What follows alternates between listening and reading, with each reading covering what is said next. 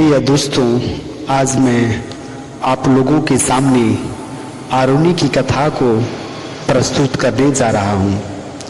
प्राचीन समय में ज्ञान और एक संपन्न गुरु तथा योग्य शिष्यों को बहुत ही आदर और सम्मान की दृष्टि से उसे देखा जाता था।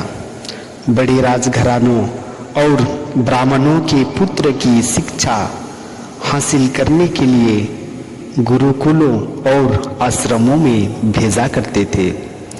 उन दिनों धौम्य नाम का एक ज्ञान संपन्न गुरु थे जो अपने शिष्यों के बहुत ही सम्मानीय और आदरणीय थे। गुरु धौम्य ज्ञान और शारीरिक गतिविधियों दोनों ही प्रकार के शिक्षा प्रदान करते थे, इसलिए उनके पास गरीब और अमीर दोनों ही वर्गों के शिष्य पढ़ने के लिए आया करते थे। गुरु बिना भेदभाव के समान दृष्टि से उन्हें शिक्षा देने का काम करते थे। गुरुकुल में आश्रम का खर्च शिष्यों के द्वारा ही चलाई जाती थी। शिष्यों को आत्मसम्मान और आत्मनिर्भरता का पाठ पढ़ाने के लिए गुरु धौम्य ने उन लोगों को कृषि करने की आज्ञा प्रदान की। वैदिक ज्ञान, ज्ञान विज्ञान, कृषि और अनुशासन, इन सभी क्षेत्रों में गुरु धौम्य के शिष्यों का कोई मुकाबला नहीं कर सकता था।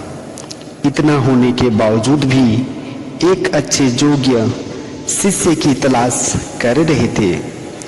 एक बार भगवान इंद्र के भीषण प्रकोप के कारण जोर से वर्षा हुई। इतना बारिश हुई, जल और थल में कोई फर्क मालूम नहीं होता था। ऐसा लगता था मानो पूरी सृष्टि का विनाश होकर रहेगा। गुरु अपने शिष्यों के साथ चिंता में डूब गए। वर्षा थमने का नाम नहीं ले रहा था।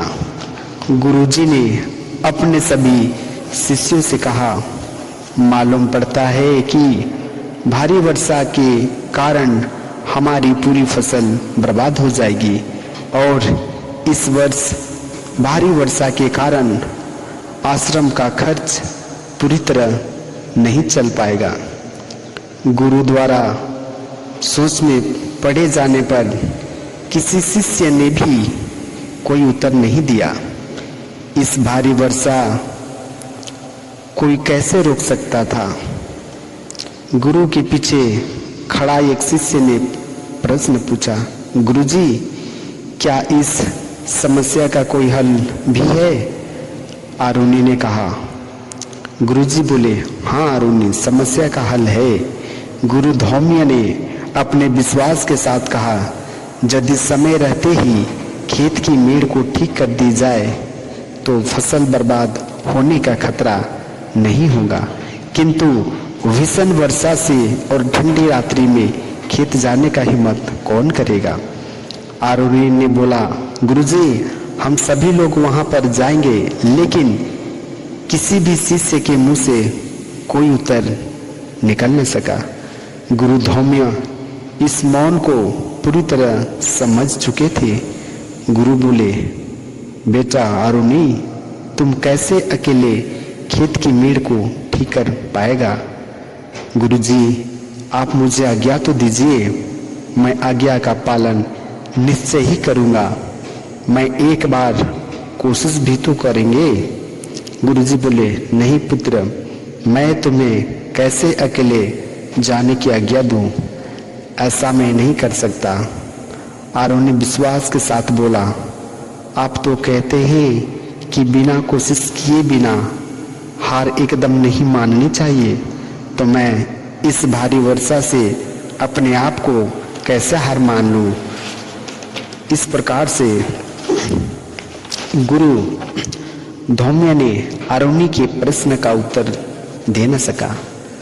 आरुणि ने गुरु के बात को मान ली और सर्दी के भयंकर ठंडी रात्रि में वर्षा का कोई फिक्र करते हुए अकेले खेत की ओर चल दिया। जब आरुनी खेत के सामने पहुंचा तो वहां देखा कि वर्षा का पानी भयंकर बाढ़ का रूप धारण कर खेतों की मेढ़ों से टकरा रही थी।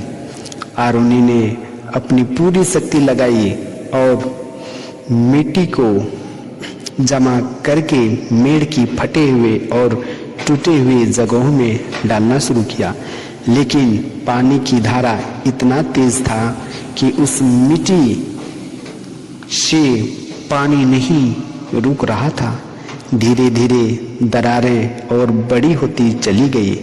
आरुनी जितना पानी के बहाव को रोकने का कोशिश करता था उतना ही और टूटकर खंडर बनने लगता था। आरुनी बहुत कोशिश किया लेकिन सफल नहीं हुआ। आरुनी बड़े बड़े पत्थरों की खोज कर रहे थे जिससे कि मेढ़ को टूटने से बचाया जा सके, लेकिन पत्थर भी नहीं मिला। अंत में आरुनी खुद दरार के सामने सो गया। बारिश के पानी में इतना दम नहीं था कि आरुनी को बहाकर ले जा सके। आरुनी सुबह तक खेत के मेड़ वाले दरार में लेटा रहा। ठंड के कारण उसका पूरा शरीर कांप रहा था, लेकिन उस गुरु भक्त आरुनी ने असंभव को संभव में परिवर्तन करके दिखाया। जब सुबह गुरुजी ने उठा, आश्रम में आरुनी को नहीं देखा, तब गुरुकुल के सभी शिष्यों को आरुनी की खोज में भेजा, लेकिन आरुनी का पता नहीं चला। जब अंतिम क्षण में गुरुजी खुद आरुनी की खोज में गए और पुकारे, आरुनी तुम कहाँ हो? आरुनी ने कहा, गुरुजी मैं खेत के मेढ़ के सामने लेटा हुआ हूँ, ऐसा क्यों कर रही हो? गुरुजी ने कहे। आरुनी ने उत्तर दिया, गुरुजी खेत के मेढ़ जहाँ पर टूट रहा था वहाँ मिट्टी से बंद करने का प्रयास किया, लेकिन बंद नहीं हो रहा था, इसलिए मुझे खुद जल के बहाव को रोकने के लिए खेत में लेटना पड़ा। गुरुजी ने आरुनी की भक्ति को देखकर बहुत प्रसन्न हुए और अपना संपूर्ण ज्ञान उस सच्चे उत्तराधिकारी को हमेशा के लिए सौंप दिया और गुरुजी चिंता मुक्त हो गए।